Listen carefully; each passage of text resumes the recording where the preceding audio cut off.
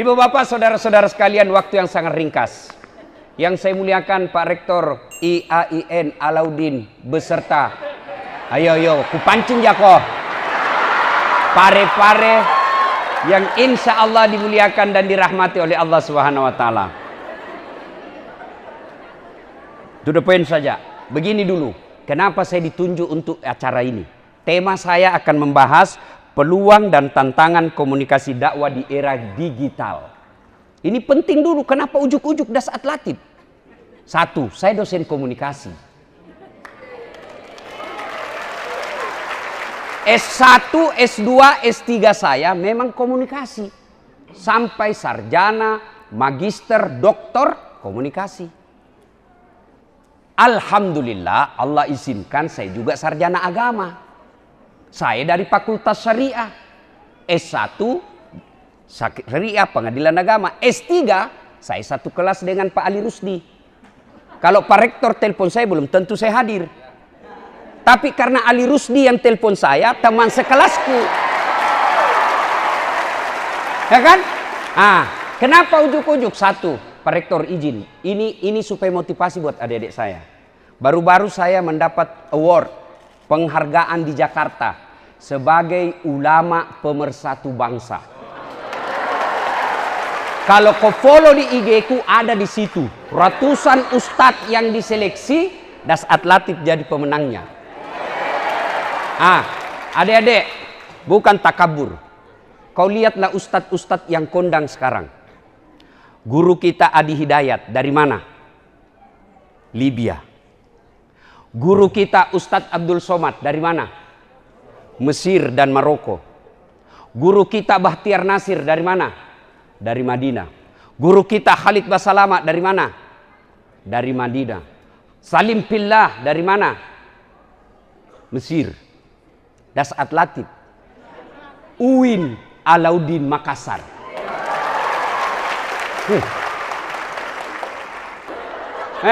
Adik-adik, bicara soal dakwah, baca itu semua definisi. Saya baca semua definisi tentang dakwah. Kesimpulanku, dakwah adalah memberitakan keindahan Islam. Dakwah. Namanya ajakan. Kamu ajak orang. Gimana dia mau datang kalau kau takut-takuti? Gimana dia mau tentram hatinya kalau kita maki-maki? Di rumah ada istri yang suka ngomel. Ya toh? Masuk warung kopi ada tagihan numpuk. Sampai di kantor dimaki-maki sama Pak Dekan. Pekerjaan tidak beres. Di jalan macet. Kita masuklah di masjid, mudah-mudahan dapat pencerahan dan ketenangan. Ternyata sampai di masjid kita juga dimaki-maki. Inilah perlunya metode dalam dakwah. Betapa pentingnya metode dalam dakwah, tata cara dalam dakwah, maka ada yang disebut fakultas dakwah. Diajarkan itu, tidak mesti tiba-tiba muncul, tidak. Beda ketika kamu ceramah di depan pemain sepak bola. Beda lagi ketika kamu di depan penjual emas. Beda ketika kita di auditorium ini dan kita di potere. Penjual ikan itu perlu metode. Perlu cara. Kamu di penjual beras, kau baca, kau jelaskan tentang pengaruh digitalisasi dalam perdagangan bebas. Bingung dia, agak tumuasang. Tidak ada metodenya. Dipelajari itu. Maka ini pentingnya dakwah untuk menyiarkan Islam sebagai rahmatan lil alamin. Apa perintah ini dakwah? Salah satu penyakit yang paling ditakuti manusia rugi. Tidak ada orang mau rugi di sini. Mau semua untung. Maka Allah hadirkan dan bertanya, sungguh manusia dalam kerugian. Rugi kok. Kecuali itu nasihat menasehati. Ini dakwah. Kalau kamu tidak mau merugi di zaman ini, nasihat menasehati. Bagaimana cara nasihat menasehati? Perlu ilmu. Ilmunya tahun 1900 yang lalu Gurutta metodenya dakwanya Kiai Haji Abdurrahman Ambo Dalle beda zamannya das Atlati. Kalau saya jangan dipanggil saya Kiai, mabusung kak nanti. Ustaz jago sekali nih. Kiai itu pimpinan pondok dan kita orang Bugis cocoknya Andre Gurutta. Nggak usah saya disebut karena saya bukan pimpinan pondok. Doakan saya bisa pondok dan saya lagi rintis sekarang Pak Rektor. Ada di jalan Talasak City. Itu adik-adik kalau dari BTP kan ada itu jalan tembus ke tol. Itu lagi saya bikin Masjid Hajjah Sitimang, ibu saya, dan markas kader ulama. Jadi bukan pesantren. Ada Pak Rektor, Ustadz itu anak santriku tamak nih dari fakultas dakwah tapi tidak tahu bicara. Bagaimana caranya fakultas dakwah tidak tahu bicara? Jama-jamang, sini. Saya kasih kursus, 6 bulan kau keluar lagi. Ustadz, itu ada anakku, penghafal Quran. Tapi dia tidak kuasai apa yang dia hafal. Sini. Kita kasih ketemukan gurunya di sini. Dia seolah-olah seperti pelatihan, bukan pesantren. Nah, mudah-mudahan nanti ada yang daftar di sini. Sebelum saya lupa juga saya bawa hadiah buat kalian. Siapa yang ada yatim piatu di sini? Kuliah. Yatim piatu. Siapa? Tidak ada nih ibu bapakmu. Saya kasih kau beasiswa sampai selesai. Catat itu ketua panitia. Catat itu ya. Saya ongkosi. Siapa lagi? Betul yatim piatu. 2. Siapa lagi? Lanjut dulu ceramah. Ini namanya PLTU. Pada lauta pada upe. Saya kasih 10 orang. Saya kasih 10 orang. Ya. Insya Allah kita kasih beasiswa. Dibayarkan sekolahmu sampai kau selesai. Ya. Insya Allah.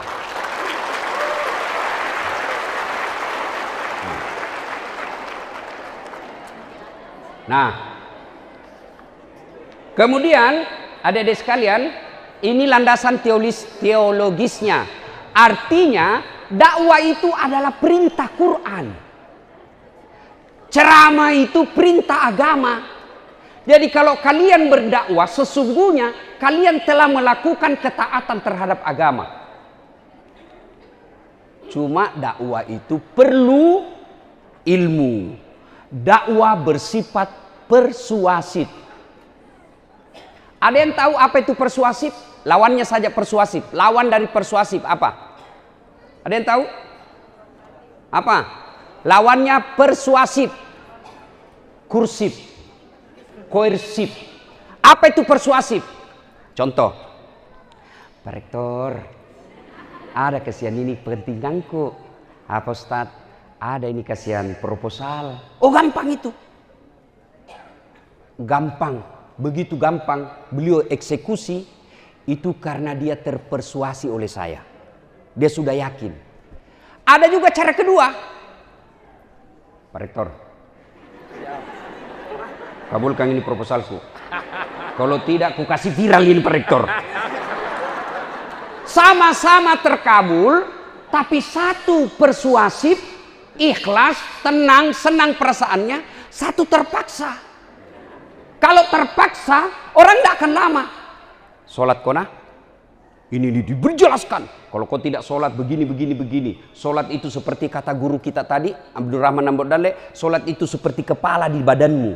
Kau masih bisa hidup tidak ada kaki.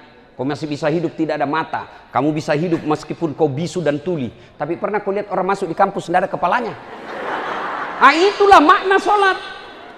Akhirnya dia yakin. Oh ya tahu wadi. Ya tahu cocoki. Masuk akalnya. Cara kedua dipaksai. Sembayang ku tolong. Nggak mau kau sembayang, ku tobok kau. Dia pergi sholat. Begitu kau pergi, berhenti dia sholat.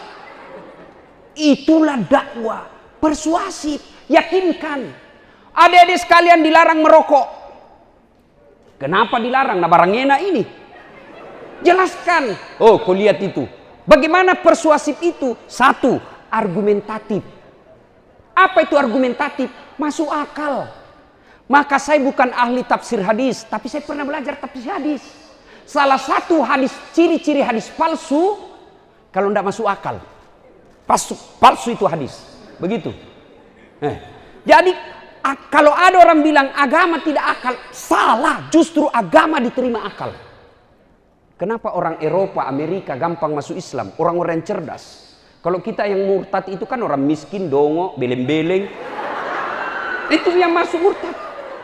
Kalau kita yang masuk Islam itu kan orang-orang cerdas. Kenapa? Karena agama kita ini memang logis. Jadi ketika kau dakwah cerita tentang sholat, cerita tentang larangan rokok, kasih argumentatif. Argumentasi itu masuk akal. Yang kedua ada faktanya. Kasih kau contoh. Lihat itu ada orang bicara pakai benar. Itu ada contohnya. Yang ketiga, kasih dia testimoni.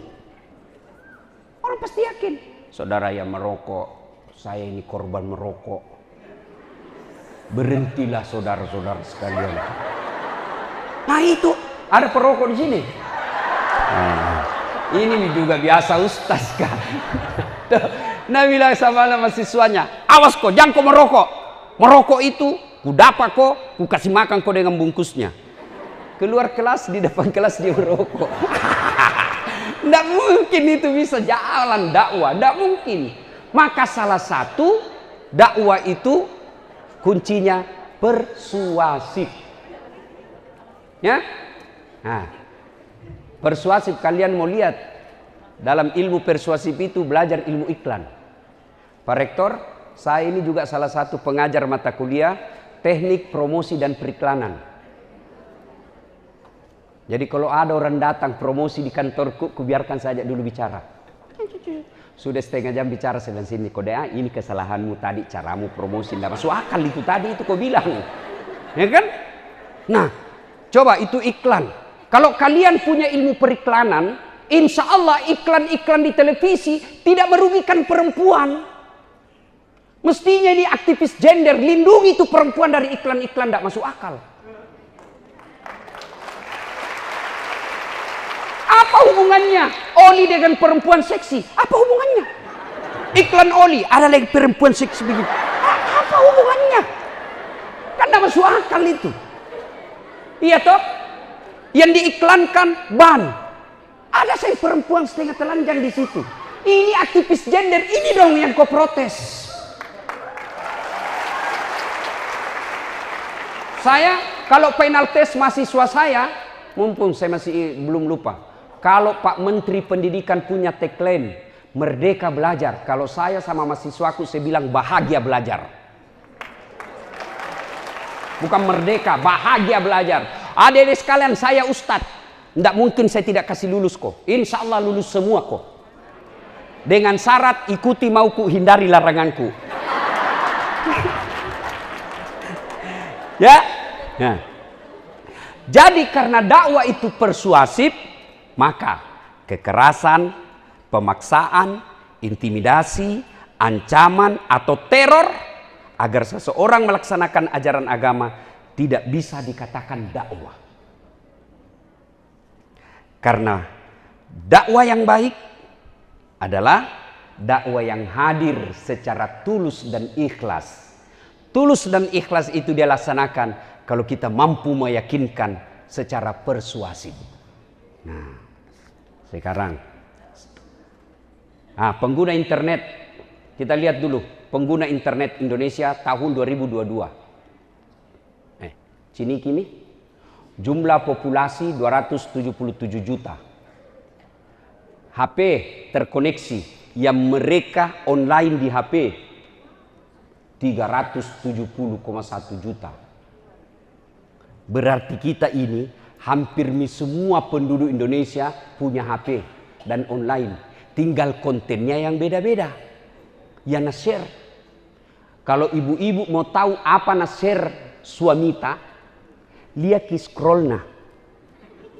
Karena itu yang tampil, itu yang selalu cari.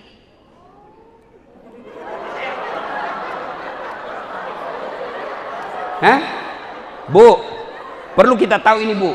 Bu, jadi itu konten yang lewat di layar tak YouTube kasih berdasarkan kecenderungan yang kita selalu cari. Kalau ibu tiba-tiba suami dia, kenapa nasangin cewek seksi-seksi? Itu mina cari terus suamimu. Kenapa nak cari? Karena ibu tidak seksi di rumah.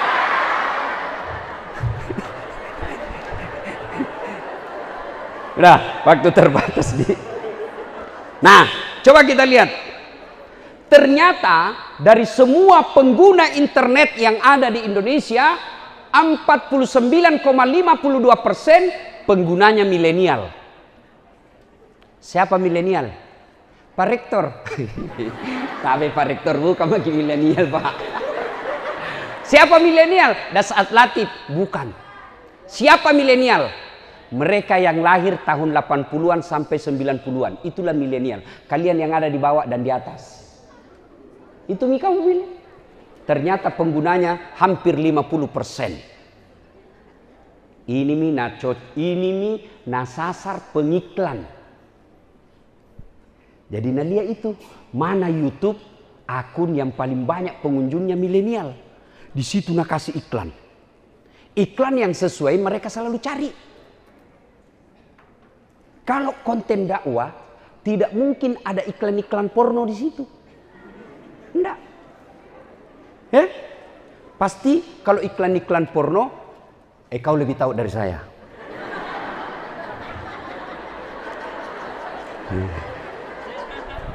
Coba lihat lagi. Penduduk Indonesia berusia 16. Ini bagian dari saya dakwah ini persuasif deh. Ada data. Bukan piti katanai. Bukan asal ngomol. Baru kau bilang, masuk itu di akalmu. Nah ini.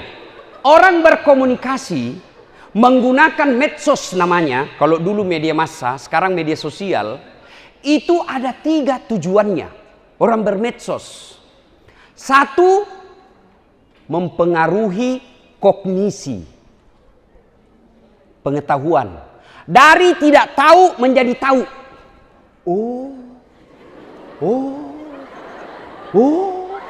Dan saya tahu itu kalau saya ceramah. Saudara-saudara sekalian, tidak boleh kamu bayar zakat, bawa ke masjid dibikinkan pagar. Tidak boleh. Baru bilang, baru dia tahu. Pengetahuan. Yang kedua, apa? Yang dia pengaruhi itu dakwah, dia pengaruhi itu medsos, dia pengaruhi itu media massa. Yang kedua, sikap. Sikap itu ada 2. Setuju, tidak setuju. Anda setuju kah ini? Memang cocok nih, masuk akal. Anda setuju kah? Itu merokok 90 tahun umurnya. Nah itu biasanya perokok tidak akan setuju dengan larangan merokok. Pasti itu. Masuk akalnya, tapi sikapnya tidak menerima.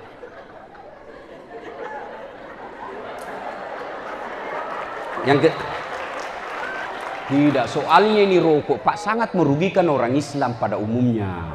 Ibu-ibu saya tanya Ki, mau Ki suami tak merokok? Mau Ki merokok suami tak ibu? Nah, kalau mau Ki berarti perlu Ki diceramai khusus. Yang ketiga, yang mau dipengaruhi itu media, dakwah termasuk diantaranya adalah perilaku. Yang tadinya tidak sholat, kita yakinkan, yakin. Kita akhirnya sholat. Yang tadinya tidak pakai jilbab, yakinkan. Kenapa pakai jilbab? Dek, kalau kau pakai jilbab, nah lindungi kau laki-laki. Maksudnya apa? Coba kau lihat. Kalau cewek pakai jilbab lewat di deker, paling diganggu sama cowok. Assalamualaikum. Itau anak IN pare-pare ya. Itau bau sorga. Iya toh? Iya. Tapi kalau kau lewat jam 10 ini lewat apa namanya bilang cowok? Cewek jungkir balik dong. Dilihat dosa, tidak dilihat barang bagus. Iya toh? Akhirnya dia mulai yakin, kasih data. Hampir di atas 50% perempuan yang dilecehkan, perempuan yang diperkosa karena dia tidak tutup auratnya. Ini loh data-datanya. Terakhir, lihat medsos sekarang di Qatar. Perempuan-perempuan barat, Amerika, Afrika, datang mereka ke sana. mereka merasa nyaman, dihormati. Nah, tuh, ya, apalagi? Sudah mi. Nah, generasi milenial menjadi menarik untuk dibicarakan. Kenapa? Karena karakteristik kelahiran mereka yang berada pada arus revolusi teknologi informasi dan jumlahnya cukup besar. Adik-adik tahu itu revolusi? Tahu? Apa lawannya revolusi? Evolusi. Kalau evolusi bertahap, jalan lambat-lambat. Misalnya pensiun, dosen-dosen pensiun, jalannya kasihan. Sampai juga tapi lama. Sampai tapi lama. Tapi kalau revolusi, cepat. Kalian yang anak-anak milenial, kalian lahir pada saat-saat revolusi teknologi industri, digitalisasi. Mana buktinya? Mana pernah dibayangkan orang di kampungku di Bungi Pindrang baku telepon sama TKI di Malaysia. Kega ko kak Sabah video call, ita ko nasangnya Milo, iya toh, nggak pernah dibayangkan dulu itu. Orang yang kerja di Saudi, pergi umroh di Saudi dulu tahun 70, pergi haji 3 bulan baru ditahu dia selesai atau tidak. Bahkan banyak yang pulang sakaratil maut. Sekarang pergi umroh, nah telepon suaminya, engkau nak daeng ko Ka'bah, video call ko yolon di, kita ni daeng, menangislah dia, terima kasih nak sadeng, letut nak tanam apa cinye, kita ko terima kasih memato Makkah. Mana pernah dibayangkan? Sekarang kau alami semua. Iya toh? Pak Rektor dulu. Pak Rektor waktu kuliah, slide. Ditulis spidol itu plastik. Baru ditempel di mesin penort. Kalau lama, mangui. Hangus itu plastik. Pak Rektor dapat toh? Sekarang, PowerPoint. Apa? Dulu fotokopi. Sekarang copy paste.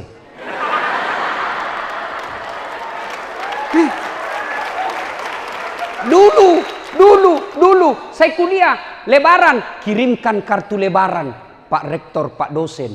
Pergilah kita kantor pos Jalan Slamet Riyadi, ngantri berkir kartu lebaran untuk kirimkan dosen. Sekarang sudah ada foto. Selamat hari raya, mohon maaf lahir dan karena copy paste, nah lupa hapus tahunnya. Ini revolusi digitalisasi yang sangat cepat, makanya disebut revolusi. Ya toh? Nah, adik-adik sekalian, sampai jam berapa ini Pak Ustaz? Sampai sepuasnya, be. Anda puas, saya lah Mas. Ayo adik-adik, kita lihat lagi. Konten apa yang paling disenangi anak milenial?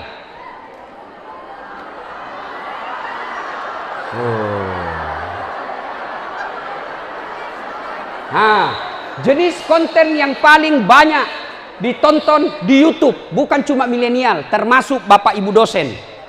Apa yang pertama paling banyak? Film. Film ini macam-macam. Film Korea, Lee Min Ho. Film silat, Jet Li. Macam-macam. Film sejarah perjuangan Islam, Umar bin Khattab. Macam-macam. Film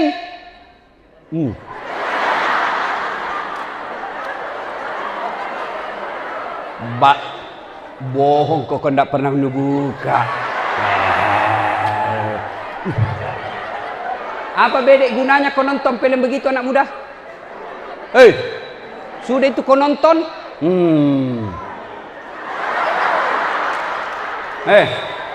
Kau nonton itu, otakmu dulu rosak. Akhirnya apa? Mulai masuk di anumu, otakmu. sikap, perilaku. Akhirnya apa? Dek, apa caramu malam minggu? Tidak ada jika.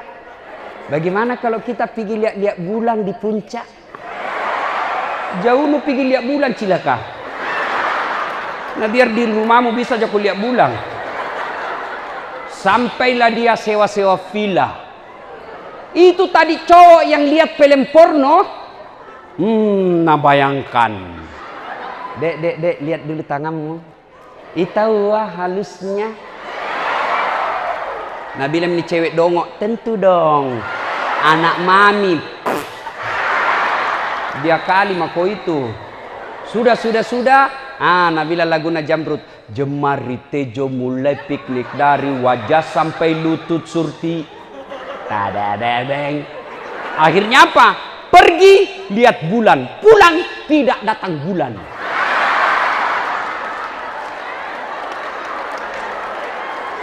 Akhirnya telepon cowoknya. Kak, apa ini kasihan? Saya ini kasihan satu-satunya anaknya mamaku. 3 bulan tidak muncul.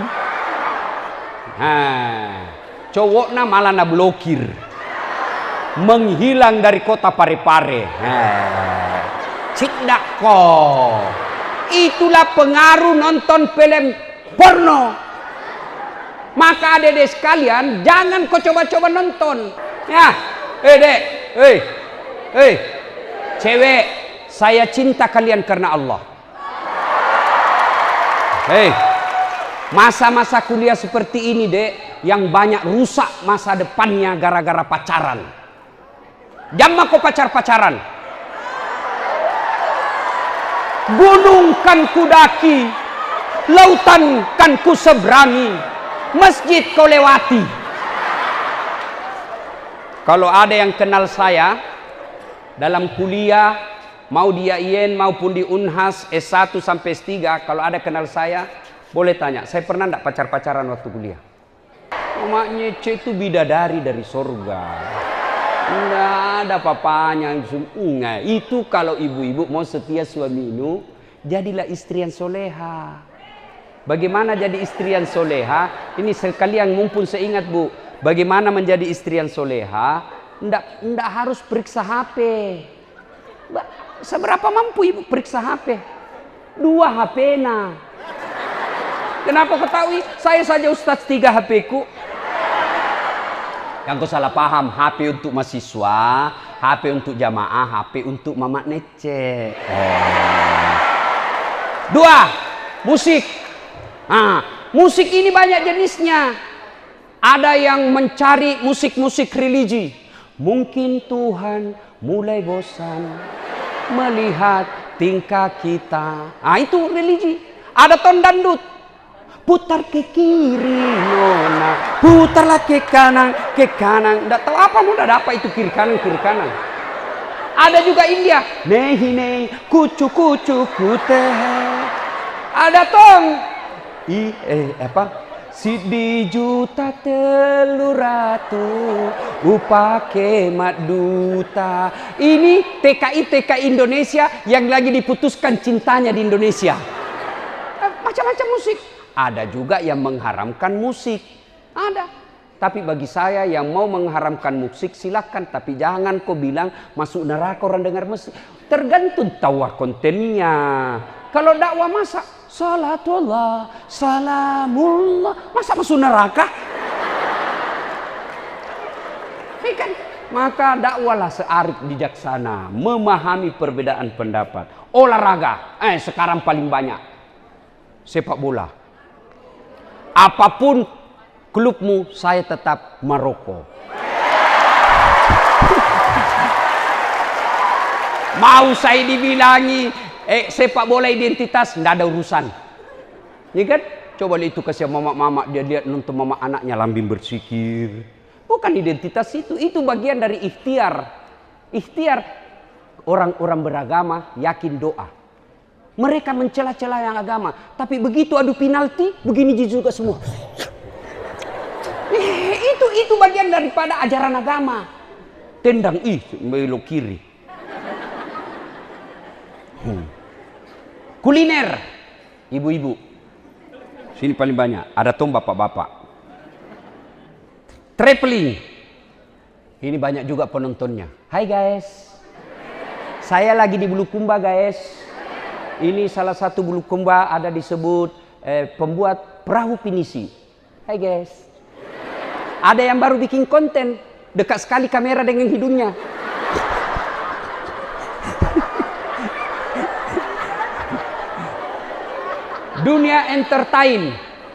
Dunia entertain, hiburan. Kemudian ternyata ceramah agama cuma 5,3%. Coba bayangkan. Itu pun 5,3% ini tidak semua menyukai. Ada yang suka ustadz ini, ada yang suka ustadz ini, ada ustadz ini.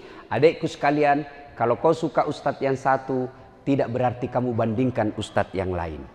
Karena masing-masing punya kelebihan masing-masing.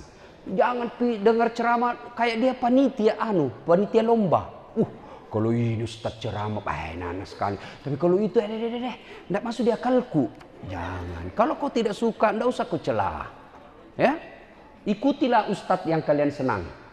Bagi saya, mari mengikuti. Tapi makin banyak guru, makin banyak akun kita ikuti, wawasan kita semakin luas. Karena beragama itu perlu wawasan. Kalau wawasannya tidak luas, maka agamanya biasa memahami agama secara sempit. Ini yang paling penting. Peluang dakwah di era digital. Apa peluangnya? Satu. Ya, ini dulu. Keunggulan berdakwah dengan menggunakan teknologi. Ini dulu. Saya ceramah di Masjid Raya Parepare. Paling ramai hadir 5.000. Paling ramai itu. Tapi begitu saya share di TikTok. Baru 2 jam ku share ceramahku itu yang jaga hati istrimu. Bagaimana menjaga suami. Baru 2 jam sudah 4 juta penontonnya. Itu keunggulannya. Kalau saya ceramah di Parepare sini, paling orang-orang sini juga. Tapi begitu saya masuk di TikTok, maka yang dengar ceramah saya termasuk orang-orang yang suka dugem. Jadi kalau kalian mau ceramah itu pada disco-disco, masuk mau ceramah di TikTok. Ada semua di situ. Ya kan? Dulu awal-awal muncul TikTok, ada ustaz mengatakan haram, sesat. Sekarang orang justru gampang dengar dakwah melalui jaringan TikTok. Nah, jadi keunggulannya lebih luas dan lebih banyak. Nah, apa keunggulannya? Peluangnya satu, keterbukaan informasi. Informasi lebih terbuka. Dulu Pak Rektor belajar terbatas bukunya. Tapi sekarang hanya orang malas yang tidak mau belajar. Ada semua, baca mako kitab. Dulu mau bicara kitab Durratun Nasihin, ada bukunya, tapi belum tentu lagi bisa dibaca seperti saya. Kenapa? Bahasa Arab. Bisa ku baca, tidak ku tahu lagi artinya. Karena saya ini bukan orang pesantren. Tapi sekarang dengan handphone yang saya miliki 1 tera, banyak kitab di dalam, banyak kumpulan ceramah. Nah, kedua, kemudahan membuat jaringan. Paling mudah bikin jaringan. Gimana caranya? Ada grup WhatsApp. Tapi hati-hati kok di grup WhatsApp. Ada cinta bersemi kembali. Dari mana datangnya cinta? Dari Facebook turun ke WA. Dari mana datangnya kecewa? Ternyata setelah ketemu berbeda. Banyak tuh begitu. Cantik natawa di IG-nya. Bibirnya kayak artis Korea. Pipinya mulus. Sekalinya ketemu darat. Kau gitu. Kamera 360. Yang ketiga, semua bisa meneruskan dakwah. Saya bukan penceramah misalnya. Tapi saya terima dakwanya guru kita UAS. Saya share, teruskan. Semua bisa menjadi meneruskan dakwah. Banyaknya platform sosial media. Ada TikTok, ada IG, ada Facebook, dan lain sebagainya. Konten di era digital adalah duit. Duit. Adik-adik sekalian, kalau kau bisa menjadi konten kreator, ada ini di Makassar. Saya punya rumah makan. Palu Bahasa Sulawesi. Petarani, datang ke sana nah. Bilang kau saja namaku. Saya temannya Das Atlatif, tapi kalau di kasir tetap kau bayar. Tuh. Nah, sudah promosikan. Akun tak saja Ustaz. Tambah akun. Karena kalau saya penontonku lebih banyak pencinta dakwah. Cari kok konten kreator yang dia membahas tentang kuliner. Pasti penontonnya penikmat makanan. Nah sudah, komentari. Dia cuma datang, hai guys, kita di Palu Bahasa Sulawesi, dagingnya baik apa? Berapa dibayarkan nih? Untuk IG story-nya 600.000. Bisa Miko bayarkan SPP-mu. Daripada kau cuma bilang, hai guys, lagi di kos. Ada deh dinginnya. Apa kau dapat itu? Kesepian banget. Langsung nanya, boleh juga tuh di sliding.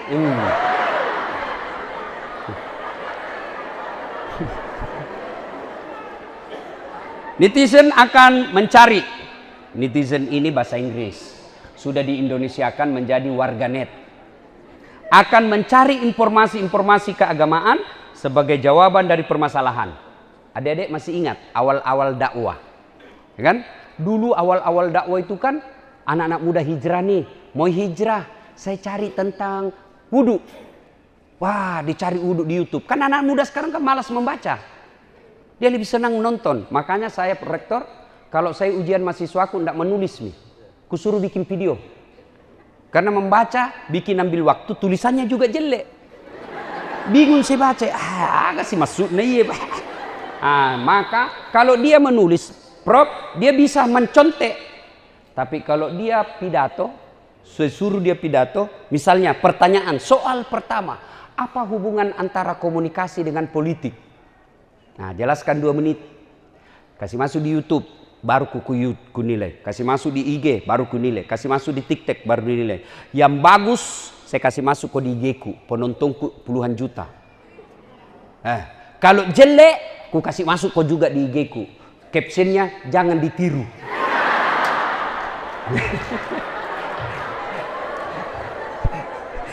Ya.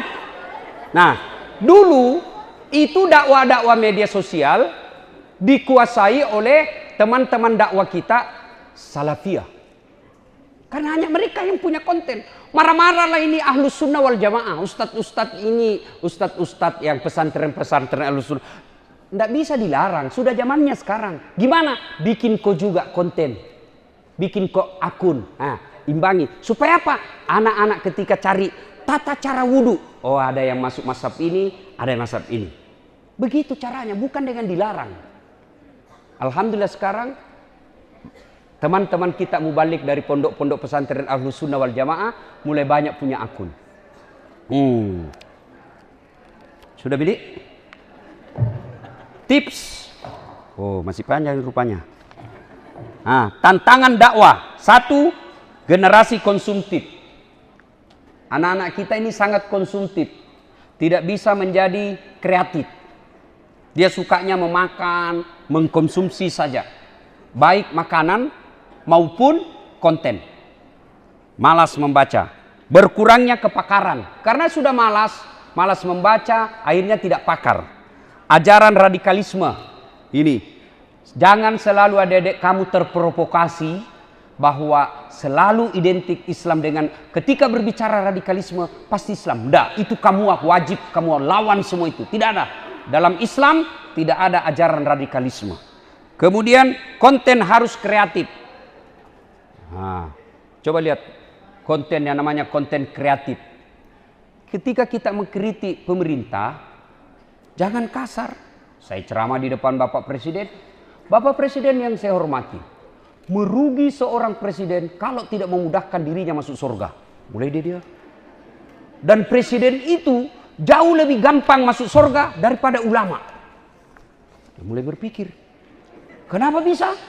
Karena kalau malaikat berkata, ulama Indonesia masuk surga, mereka masuk surga tapi ngantri. ulama Jawa Timur, ulama Jawa Barat, ulama NU, ulama Muhammadiyah, ulama MUI, masih antri, masuk surga tapi antri. Tapi begitu malaikat katakan Presiden Republik Indonesia masuk surga, tidak perlu antri sendiri. Satu ji presiden di Indonesia. Maka keliru kalau tidak memudahkan status Bapak sebagai presiden, gampang masuk surga. Oh, ini kan? Nah, itu yang disebut kreatif. Hah? Sudah Mi, dia mau ku sendiri. Ini di panitia ku kasih kau nanti baru fotokopi. Tidak laku di fotokopi, mahal. Nanti PDF-nya kirim ke panitia, bagi-bagi di grup. Ya, tips dasat latif dalam dakwah digital. Nah, lihat nih judul-judul yang saya kasih. Nah, ini judul-judul. Ya, judul-judul begini kan orang penasaran. Kocak, maaf Bu, saya bukan imam, saya khotib. Orang penasaran, apa maksudnya nih? Ada orang WhatsApp Kak, curhat, Ustadz saya janda, baru meninggal suamiku. Adakah doa-doa dan amalan membuat hati tenang? Saya kasih mi amalan doa-doa, lama-lama mulai mi aneh-aneh. Kirim stiker-stiker lope. Terima kasih Ustadz. Lama-lama dia bilang, Ustadz, maukah Ustadz menjadi imam dalam hidupku? Saya bilang, mohon maaf Bu, saya bukan imam, saya penceramah. Ya, ini kan orang bertanya, apa ya Pak Eda mengikuti pengajian? Apa ya? Nah, dia penasaran, dia buka. Nah, tuh mau menjadi wanita yang dirindukan surga, pasti mau semua. Bertanya bagaimana caranya ini? Mau semua ini mau, dia buka. Nah, ada jawabannya. Bikin judul yang membuat orang penasaran. Dakwah saat ini juga membutuhkan materi yang simple, efektif, tidak bertele-tele, sederhana, dan tidak berkesan menggurui. Ini yang susah, menggurui. Maka adik-adik boleh lihat ceramah-ceramah saya. Untuk menghindari kesan menggurui, saya selalu berkisah. Berkisah. Kisah yang ada dalam Quran, asbabul wurud. Kita kisah, jadi orang tidak merasa tersinggung. Kenapa? Saya bercerita. Dan hebatnya itu cerita, orang penasaran mau tahu endingnya. Kenapa itu misalnya tukang bubur naik haji. Sampai bertahun-tahun nonton. Mamaku pernah saya telepon, Mak. Aga tuh menonton anak, aga nonton tukang bubur naik haji. Maka melok kana samita iyo Haji Muhyiddin. Maka matena iyo Haji Muhyiddin. Ini dia banyak penasaran. Jadi orang kalau berkisah, orang akan penasaran bagaimana endingnya ini. Jadi kalau kita berceramah, menyampaikan kisah, pasti orang tidak mau tinggalkan. Kenapa? Dia mau tahu bagaimana terakhirnya. Ya.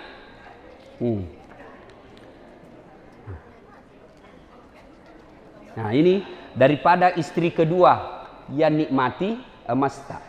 Apa maksudnya?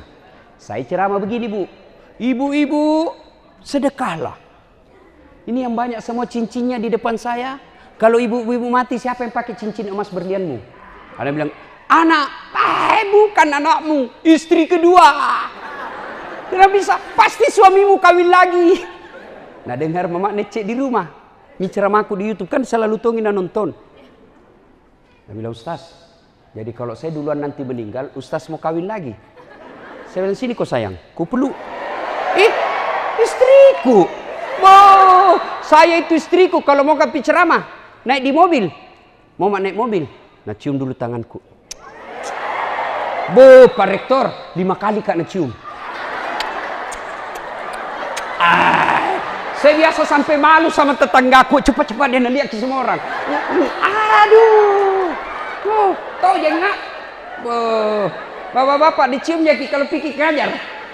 Paling bilang cerita, ku lepas di kau pahlawan. Saya bilang sama istri saya, sayangku, dengar baik-baik ya, jangankan kita meninggal, masih hidup saja, nah saya selalu berpikir kawin lagi. Apalagi kalau mati maki. Itu namanya kreatif.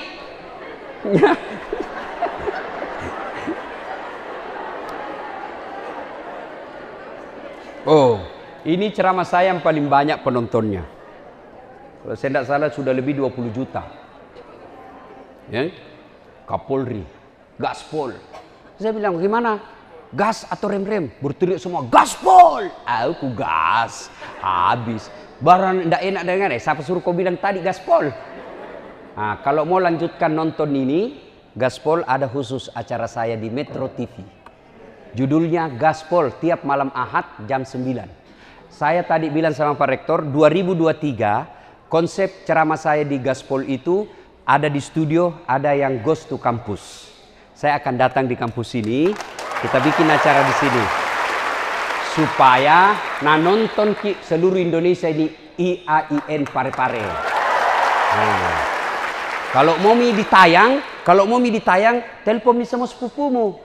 Tunggu mak, tunggu kak, ada kak muncul itu di Metro nah. Ya. Nah. Arus informasi yang cepat sehingga melahirkan perubahan yang instan dapat ditemukan pula dalam bahasa. Jadi biasa ini bahasanya anak milenial kita tidak mengerti. Ustaz, assamlek. Apa sih kok assamlek? Assalamualaikum. Kata-kata itu seperti kui, yuk, anfaedah, tidak ada guna. Sense, santai saja. Receh, murahan. Bucin, lu tahu semua pasti. Budak cinta. Nah ini nih semua. Itu harus kita tahu kamus-kamusnya mereka ketika berhadapan sama anak milenial. Tapi jangan bicara begini di depannya para pensiunan. Tidak mengerti. Nah, terima kasih. Alhamdulillah.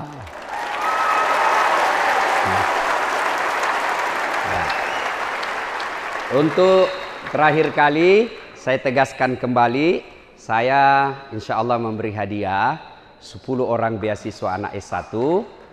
Silakan nanti saya prioritaskan anak yatim piatu, yang betul-betul yatim piatu. Ya, oke, terima kasih. Siapa mereka? Saya tunggu informasinya. Demikian, billahi taufiq wal hidayah. Usikum wa nafsi bitaqwallah. Assalamualaikum warahmatullahi wabarakatuh.